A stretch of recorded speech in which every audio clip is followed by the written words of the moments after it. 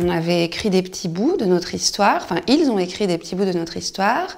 L'enseignante les a mis bout à bout, ça a fait un document. Je leur ai lu la version que moi j'avais un peu retouchée. Donc j'ai essayé de rester au plus près de ce qu'ils avaient fait, mais j'ai donné un peu de liant, précisé une idée, changer une petite expression par-ci par-là. À la toute première séance, je me suis présentée à eux, je leur ai expliqué un petit peu qui j'étais, ce que je faisais, leur montrer aussi que bah voilà, j'étais un individu, avec mon travail c'était celui-là, mais j'ai essayé de me rendre humaine.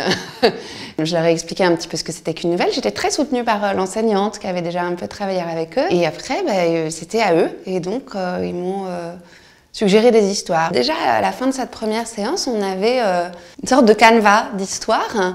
Je me suis dit, il y a un truc qui va pas dans cette histoire, ça me chagrine. Et j'ai triché, je l'avoue, publiquement. On a rebattu un peu les cartes de notre histoire et recomposé notre canevas. Ça a fonctionné, on a trouvé, en essayant de tenir compte de tous et de chacun. On a décomposé notre histoire en 6 scènes et on a fait 6 groupes de 4 et ils ont écrit chacun une scène. Je les aidais, je leur donnais des idées. Le plus difficile pour eux, c'était de laisser le temps aux phrases d'exister. Ils allaient tout de suite dans l'action et dans l'ultra rapide. Je leur disais, attends, enfin, si on regarde, qu'est-ce qui se passe ?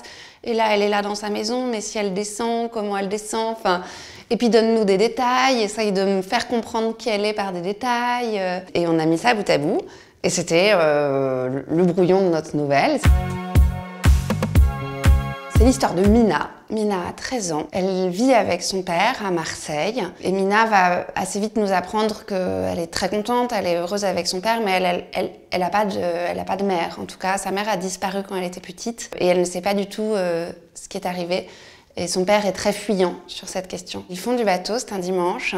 Le soir, ils rentrent et il y a une enveloppe qui a été déposée devant chez eux. Et Mina voit son père lire cette lettre et être tout à fait bouleversée. Mais en fait, c'est la mère de Mina qui est de retour. On va apprendre ce qui s'est passé. C'était super. J'ai vraiment eu une joie immense à venir à chaque fois. J'en suis sortie pleine d'énergie. Ils m'ont fait rire, ils m'ont agacée parfois parce qu'ils n'arrêtaient pas de discuter, de prendre la parole, etc.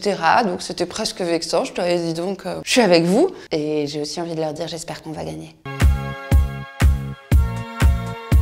J'ai hâte d'avoir vos retours, vous lecteurs. J'espère que ça va tellement vous emporter et que vous allez être comme on l'a pensé, c'est-à-dire